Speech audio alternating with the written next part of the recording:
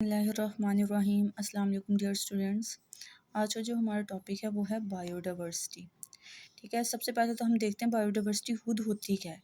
ठीक है, biodiversity to different word से ड्राइव किया गया है। बायोलॉजी या बायोलॉजिकल वर्ड यूज़ किया जाता है and second one is diversity, यानी कि बायो का मतलब क्या होता है, लिविंग ऑर्गेनिज्म की स्टडी, और डाइवर्सिटी का मतलब क्या होता है, बहुत सारी वेराइटीज़। यानी कि हम बायोडाइवर्सिटी में पढ़ते हैं कि हमारे पास जितने भी लिविंग ऑर्गेनिज्म हैं उनकी वेराइटी देखते हैं, लाइफ की वेराइटी। अब इसके अंदर प्लांट्स भी हमारे पास आ जाते हैं, एनिमल्स भी आ जाते हैं, ह्यूमंस की स्टडी भी आ जाती है।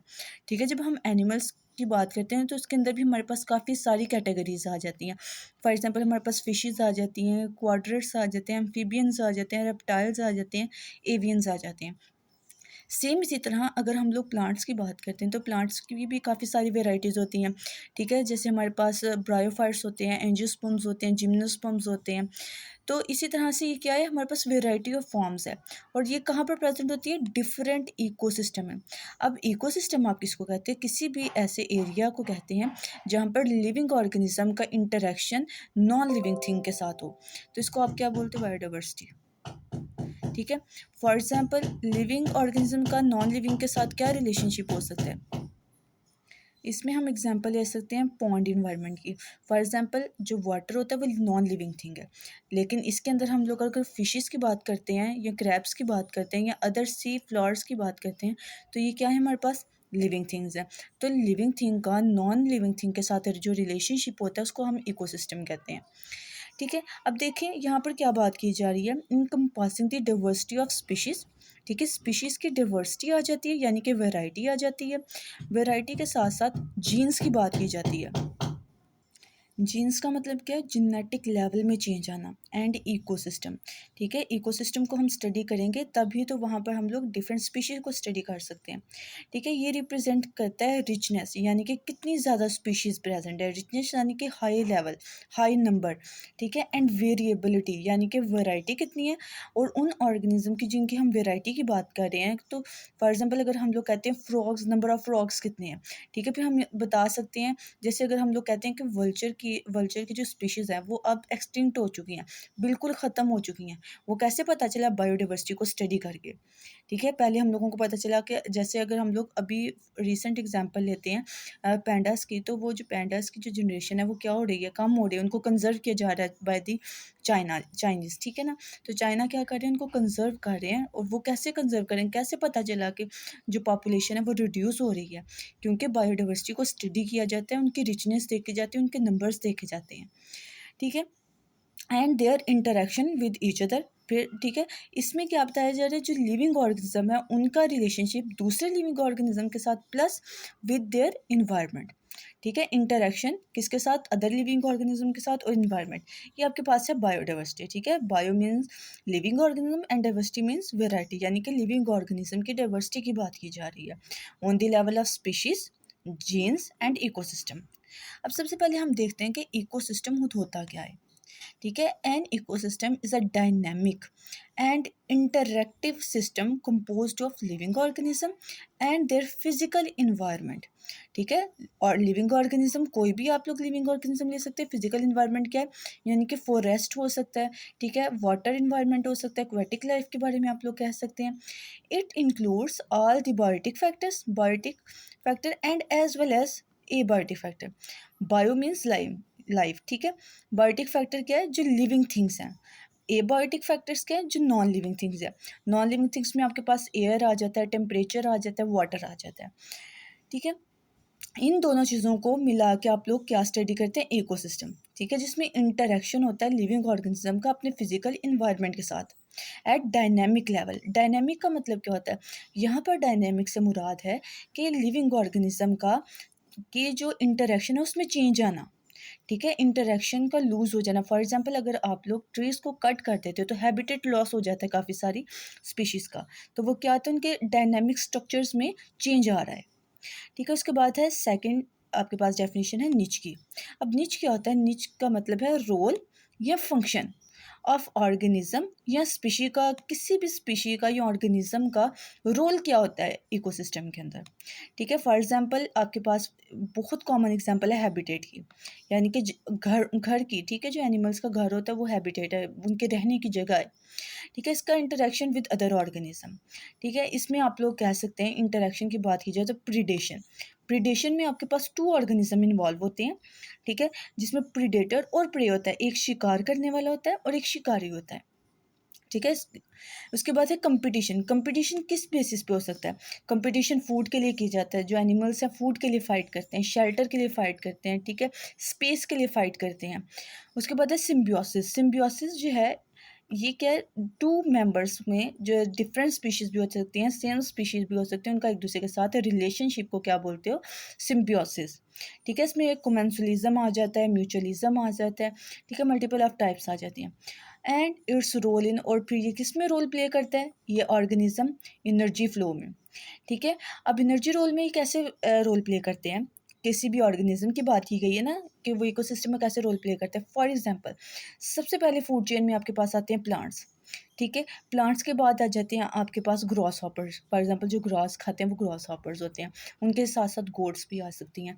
अगर इस चेन के दौरान किसी भी एक ऑर्गेनिज्म जो है वो डिस्ट्रॉय कर देता है चेन को, तो उससे पूरी फूड चेन डिस्ट्रॉय हो जाती है, क्योंकि एक ऑर्गेनिज्म दूसरे ऑर्गेनिज्म पर डिपेंड करता है उसके फूड के लिए।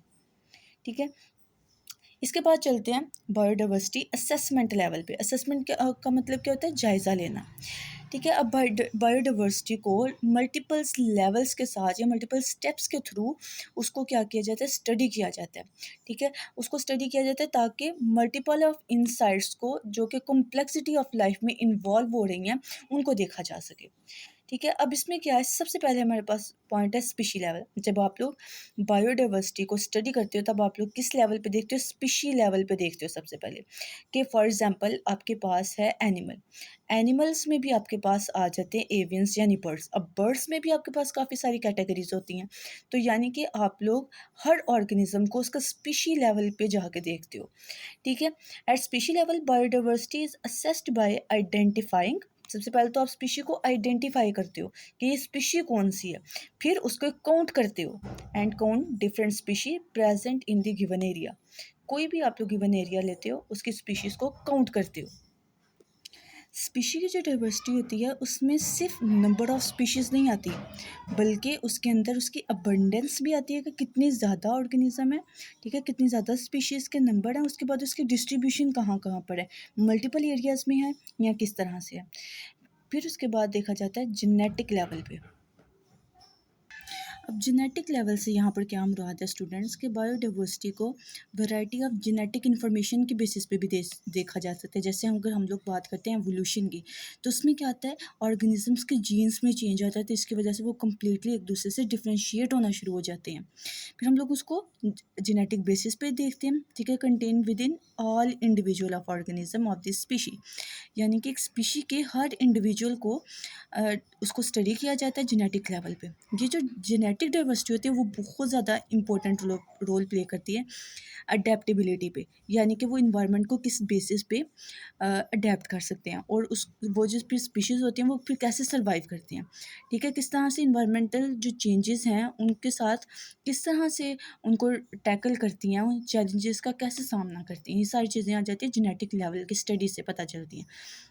इसमें आपके पास जो बेस्ट एग्जांपल है वो है कि जिस तरह से लमार्क ने अपनी थ्योरी दी थी, उसने कहा था जिराफ जो हैं वो पहले क्या है कि पहले उनकी नेक बहुत स्मॉल हुआ करती थी। By the passage of time जैसे जैसे फूड की शॉर्टेज होना शुरू हुई, तो उन्होंने क्या किया कि बड़े बड़े ट्रेस से फूड लेने के लिए अपनी नेक को स्ट्रेच करना शुरू किया। ठीक है, और उस बेसिस पे उसने कहा कि इनकी जो नेक है वो अब क्या है, बड़ी हो गई हैं। और इसमें क्या आया, उनके पास आगे से जो जिराफ की नेक्स्ट जनरेशन चली उसके अंदर क्या हुआ कि सबके पास क्या थी, लार्ज नेक थी। ठीक है, ये लमार्क ने थ्योरी दी थी। अब उसने क्या बताया कि ये एवोल्यूशन आया, अब उसकी जेनेटिक में एवोल्यूशन आया। अब क्योंकि उन्होंने एक बताया कि अब जो नेक्स्ट जनरेशन है उनमें किसी की जिराफ के पास स्मॉल नेक नहीं थी बल्कि क्या है, लार्ज नेक थी। ठीक है, जबकि ये थ्योरी रिजेक्ट कर दी गई थी बाय द डार्विन। ठीक है, यहाँ पर ये एग्जांपल है जेनेटिक लेवल की। उसके बाद हम स्टडी करते हैं इकोसिस्टम लेवल पे, ठीक है। अब आपको पता है इकोसिस्टम लेवल से मुराद क्या है कि यहाँ पर काफ़ी सारे इकोसिस्टम पाए जाते हैं। जैसे अभी मैंने आपको पॉन्ड्स की एग्जांपल दी थी, यानी कि वाटर इकोसिस्टम की बात की जा रही है। उसके बाद फॉरेस्ट इकोसिस्टम की बात की जाती है, टेरेस्ट्रियल की बात की जाती है, वेटलैंड्स के बारे में कहा जाता है। तो ये क्या है, डिफरेंट डिफरेंट इकोसिस्टम आ जाते हैं। अब देखिए, at this level biodiversity assessment include range of habitat. Range of habitat यानी कि रेंज देखी जाती है कहाँ कहाँ पर ऑर्गेनिज्म प्रेजेंट है, ठीक है। फ्रॉम फॉरेस्ट से लेकर वेटलैंड तक, ठीक है, ग्रास लैंड से लेकर डेजर्ट एरियाज तक, जितने भी ये आपको हैबिटेट बताए गए हैं सब में क्या किया जाता है, ऑर्गेनिज्म को स्टडी किया जाता है on the level of species, ठीक है। हर स्पीशी को इंडिविजुअली चेक किया जाता है। इट इन्वॉल्व द अंडरस्टैंडिंग, इससे क्या किया जाता है, अंडरस्टैंड किया जाता है डिफरेंट इकोसिस्टम के फंक्शंस को और कैसे ये कंट्रीब्यूट करते हैं इकोलॉजिकल हेल्थ में, ठीक है। यानी कि जितनी इकोसिस्टम बेहतर होगी उतनी ही ज़्यादा क्या होगी, ऑर्गेनिज्म वो बहुत ही ज़्यादा क्या करेंगे, अच्छे तरीके से सर्वाइव करेंगे। उसके बाद आ जाती है importance of random sampling in determining biodiversity. यानी कि कोई भी अगर आप लोग एरिया देखते हो बायोडाइवर्सिटी की स्टडी के लिए, तो आप लोग उसके लिए क्या करते हो, रैंडम सैम्पलिंग कलेक्ट करते हो, ठीक है। अब ये जो टेक्निक है रैंडम सैम्पलिंग, ये बहुत ज़्यादा इंपॉर्टेंट है इकोलॉजिकल स्टडी के लिए, ठीक है। ये आप लोग किधर परफॉर्म करते हैं, किसी भी स्पेसिफिक एरिया में। अब इसमें आप लोग मल्टीपल्स ऑफ मेथड्स अप्लाई करते हो, ठीक है। सबसे पहला है आपके पास मिनिमाइज बाइस, ठीक है। इसका मतलब क्या है, मिनिमाइज बाइस का मतलब है कि जो आप लोग इसमें बात करते हो साइंटिफिक बेसिस पे, आप लोग खुद से कोई बात नहीं कर सकते, यानी कि मिनिमाइज कर देते हो डिफरेंट उन चीज़ों को जो आप लोग कहते हैं आप खुद से बना सकें, बल्कि आप लोगों को पता है साइंस एक फैक्ट होता है, ठीक है। It ensures that every part of study area has an equal chance of being sampled. यानी कि कोई भी आपके पास स्टडी एरिया है, कोई भी आपके पास इकोसिस्टम है, उसके पास इक्वल चांस होगा सैम्पलिंग का, ठीक है। जो प्रोवाइड करते हैं मोर एक्यूरेट, इसमें क्या होता है आपके पास मोर एक्यूरेट रिप्रेजेंटेशन आती है हर बायोडाइवर्सिटी की, ठीक है। यानी कि आप लोग किसी भी एरिया को जब स्टडी करते हो, हर एरिया के आपके पास क्या होता है, इक्वल चांस होता है कि आप हर एरिया की हर स्पीशी को इक्वल लेवल पे जाके स्टडी कर सको। जब आप इसको स्टडी करते हो तो वो उसके बाद जो आपके पास जो डाटा आता है वो बहुत ज़्यादा एक्यूरेट होता है, ठीक है। यानी कि मिनिमाइज कर देता है बाइस को, यानी कि फरागत को। उसके बाद है सेकंड पॉइंट आपके पास, प्रोवाइड रिलायबल एस्टीमेट। यानी कि रिलायबिलिटी मिल जाती है आपको, जो एस्टीमेट आप लोग लगाते हो वो क्या होता है, बहुत ज़्यादा रिलायबल होता है, उस पर ट्रस्ट किया जा सकता है, ठीक है। रैंडम सैम्पलिंग आपको अलाउ करती है कलेक्शन ऑफ डाटा। किसी भी आप लोग इकोसिस्टम में जाते हो, किसी भी एरिया को आप स्टडी करने जाते हो, सबसे पहले आप लोग क्या करते हो, कलेक्ट करते हो डाटा, फिर उसको स्टैटिस्टिकली एनालाइज करते हो, यानी कि उसके ऊपर स्टैट्स अप्लाई करते हो, मैथ अप्लाई करते हो। यानी कि आप कहते हो कि नंबर ऑफ स्पीशी इस एरिया में इंक्रीज हो रही हैं, और दूसरी जगह पे इसको कंपेयर करते हो कि यही नंबर ऑफ स्पीशीज़ जो है किसी दूसरी एरिया में डिक्रीज हो रही हैं, ठीक है। टू एस्टिमेट स्पीशी रिचनेस, ठीक है, उसकी अबंडेंस देखी जाती है और उसकी डिस्ट्रीब्यूशन देखी जाती है कि वो किस किस एरिया में प्रेजेंट होती है। उसके बाद देखिए फैसिलिटेट कंपैरिजन, यानी कि देखिए यहाँ पर स्टैटिस्टिकल जब एनालिसिस आप करते हो तो ऑटोमेटिकली आप उसको क्या करते हो, कंपेयर कर देते हो, ठीक है। It enable comparison between different areas, यानी कि डिफरेंट एरियाज या हैबिटेट, यानी कि आपने कहा है ना कि डिफरेंट एरियाज में मल्टीपल ऑफ जो पॉपुलेशन है, फॉर एग्जांपल अगर फ्रॉग है तो ज़रूरी नहीं है कि बस इस टेरेस्ट्रियल इन्वायरमेंट, वेटलैंड में भी हो सकते हैं, ठीक है। अब ग्रास लैंड में भी हो सकते हैं। अब हम क्या करते हैं, वेटलैंड, ग्रास लैंड को, ठीक है, और डेजर्ट एरियाज़ को कंपेयर करते हैं कि वहाँ पर कितनी कितनी अबंडेंस है, कितनी उनकी रिचनेस है। इस तरह से आपकी डिस्ट्रीब्यूशन भी देखी जा सकती है और फिर उसको आप लोग क्या कर देते हो, कंपेयर कर देते हो कि इस एरिया में इतनी है और इस एरिया में इतनी है, ठीक है। और ये कैसे किया जा सकता है, डाटा कलेक्शन के थ्रू। उसके बाद इन्हांस रिप्रेजेंटिवनेस, ठीक है, रिप्रेजेंटेटिवनेस को इन्हांस करता है bye covering different part of study area. Random sampling ensure करता है sample represents that diversity of entire area, ठीक है। इस तरह से आप लोग एंटायर एरिया का मतलब क्या है कि कंप्लीट एरिया की आप लोग रैंडम सैम्पलिंग के थ्रू जो डाटा कलेक्ट करते हो, उसमें आपके पास काफ़ी सारे एरिया ऐसा होता है जिसको आप कवर अप कर लेते हो। यानी कि आप लोग नंबर वाइज जब चलते हो तो इंटायर इकोसिस्टम, इंटायर एरिया जो होता है किसी भी इकोसिस्टम का, वो आपके स्टडी लेवल पे आ जाता है, ठीक है, अंडर ऑब्जर्वेशन आ जाता है आपके, ठीक है।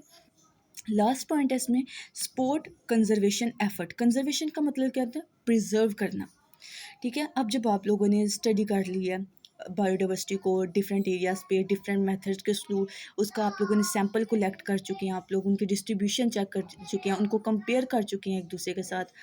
ठीक है, अब लास्ट पे क्या होता है, अब जब आपको पता चला कि कौन से नंबर ऑफ स्पीशीज़ जो हैं वो रिड्यूस होना शुरू हो गई हैं। ठीक है, अब जब कोई भी ऑर्गेनिज्म रिड्यूस होता है इसका मतलब क्या है, आपकी जो इन्वायरमेंट इकोसिस्टम है वो डिस्ट्रॉय हो रहा है, क्योंकि वो जो इकोसिस्टम था वो आपके जो ऑर्गेनिज्म थे वो फूड चेन का पार्ट थे, तो वो डिस्ट्रॉय हो रहा है। इसके लिए आप लोग क्या करते हैं, कंजर्वेशन एफर्ट करते हैं, यानी कि उनको प्रिजर्व करने की कोशिश करते हैं। एक्यूरेट बायोडाइवर्सिटी असेसमेंट, यानी कि अगर आप लोग बहुत एक्यूरेटली बायोडाइवर्सिटी को असेस करते हो, ठीक है, चेक करते हो थॉरोली उसको रैंडम सैम्पलिंग के थ्रू, तो आप लोग क्या करते हो, मल्टीपल एरियाज़ को आइडेंटिफाई कर लेते हो, फिर उसके लिए हाई कंजर्वेशन वैल्यूज़ को आप लोग जनरेट करते हैं for monitoring changes in biodiversity over the time. फिर आप लोग देखते हो कौन से ऐसे चेंजेस आए हैं जिसकी वजह से बायोडाइवर्सिटी में ऑर्गेनिजम्स की जो स्पीशीज़ हैं वो रिड्यूस हो रही हैं। फॉर एग्जांपल अगर मैंने आपको एग्जांपल दी है कि वल्चर की स्पीशीज़ रिड्यूस हो रही हैं, तो वो जब स्टडी किया गया तो पता चला कि वल्चर क्यों रिड्यूस हो रही हैं, क्योंकि जो फार्मर्स थे अपनी क्रॉप्स को की प्रोडक्शन को इन्हांस करने के लिए क्या करते थे, पेस्टिसाइड को बहुत ज़्यादा क्रॉप्स पे यूज़ करते थे। ठीक है, अब वो जो क्रॉप्स थी जिनके ऊपर पेस्टिसाइड लगाया गया था ताकि क्रॉप्स को बचाया जा सके, तो उस दौरान जो वल्चर्स थे वो भी फूड पे की क्रॉप पे डिपेंड करते थे। वो जब उन क्रॉप्स को खाते थे जिन पे पेस्टिसाइड होता था, तो वो क्या करते थे, इनहेल कर लेते हैं। अब वो पेस्टिसाइड क्या है, वो तो पॉइजनस सब्सटेंस है। इस तरह से क्या हुआ, वल्चर की जो पॉपुलेशन है वो आहिस्ता आहिस्ता रिड्यूस होना शुरू होगी। एट द एंड क्या है, अब वल्चर जो है वो एक्सटिंक्ट हो चुके हैं, अब वो हमारी इकोसिस्टम का पार्ट नहीं रहे। ठीक है, इस तरह से मल्टीपल ऑफ स्टेप्स जो हैं वो असेसमेंट के लिए बहुत ज़्यादा असेंशियल होती हैं। आई होप स्टूडेंट्स आप लोगों को बहुत अच्छे से क्लियर हो चुका होगा। इंशाल्लाह हम लोग नेक्स्ट वीडियो में बायोडाइवर्सिटी के असेसमेंट के कुछ मेथड्स को स्टडी करेंगे। ठीक है, जैसे हमने कहा है रैंडम सैम्पलिंग, अब हम देखेंगे कि वो रैंडम सैम्पलिंग होती कैसे है। तब तक के लिए स्टूडेंट्स अल्लाह हाफिज़।